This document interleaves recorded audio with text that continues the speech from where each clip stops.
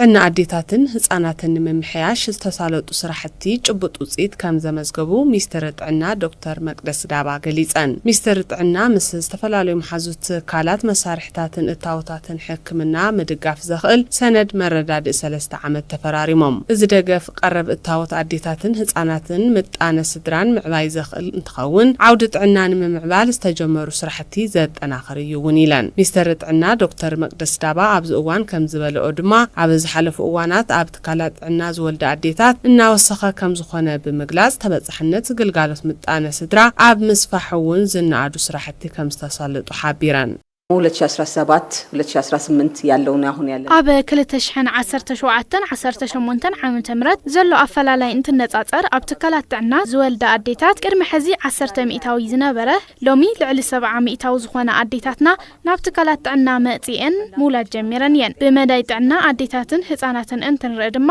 ብፍላይ ኣብ ናጻ ግልጋሎት ኣብ ዓውዲ ቀረብ ክፍተት እናመጸ ናብ ትካላት ጥዕና ዝመጻ አዴታትን ተጠቀምትን ምንግልታዓት ይፍጠር ከም ዝነበረ ዝዝከር እዩ እዘን ምትራፍ ዘዓለመን ብፍላይ ድማ ብመንግስቲ ነዛ ዓውዲ ዝኾኑ ፋይናንሳት መምዕራይን ንሕብረተሰብና ተበጻሒን ክኸውን ሽቶ ዝሓዘ ነይሩ ማለት እዩ ዋችን ተደራሽ የሚሆን ግብን ያዘለ ነበር ማለት ነው ኣብ ትካላት ጥዕና ብመንግስቲ ንአዴታት ዝውሃብ ግልጋሎት ሕክምና ቅድመ ወሊድን ድሕረ ወሊድን ነዚ እምርታ ዓብይ እጃም ከም ዘበርከተ ብምሕባር ንዕውትነት ቆራጽነትን መንግስቲ ደገፍ እቲ ማሕበረሰብን መዳርግቲ አካላትን ልዑል ከም ዝነበረ እውን ተዛሪበን በአጠቃላይ ካስገባናቸው የውሎች ውስጥ በዚህ ውስጥ እየተሳተፉ ያሉ በሐፈሻ ካብ ዘእተናዮም ውዕላት ውሽጢ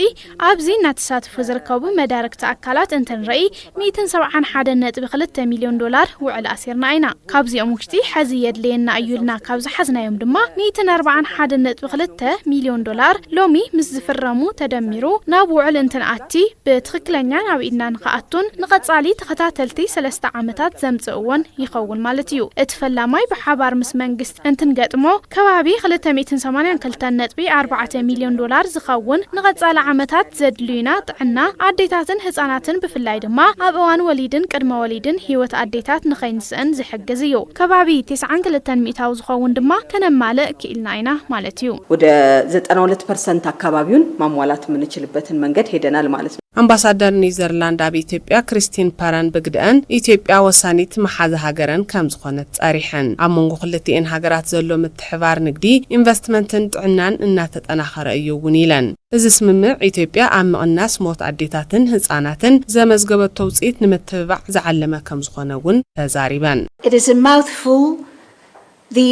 reproductive and maternal ሓበራዊ ስምምዕ ሓለዋ ጥዕና አዴታት ዕሸላትን ህፃናትን ዝብል ስያመ ንጽሬት ንውሕ ዝበለ ዋላ እንተኾነ ቀንዲ ዕላማው ግና ኣብ ኢትዮጵያ ጥዕና ዘለዎን አዴታትን ህፃናትን ኢሉውን ጥዕና ዘለዎ ማሕበረሰብ ንክህሉ ምግባር እዩ ንሕና እውን ከመዳርግቲ አካላት ናትኩም አመራርሓ ተደሪኽና ኣብ ዓውዲ እቲ ጥዕና ኣብ ከይዲ አመራርሓ ጥዕና እዛ ሃገርን ግቡእ ገደ ምጽዋትን ተዋዲድካ ምቕጻልን ኣላይ ከም ዝኾነ ንኣምን ኢና ብተወሳኺ ኣብዛ ሃገር ሃፍቲ ውሽጢ ሃገር በብእዋኑ ንምዕባይ እትገብሩ ጻዕሪ ኣዝዩ ዘበረታትዕ ኮይኑ ረኺብናዮ ኢና to having every day more increasing domestic resources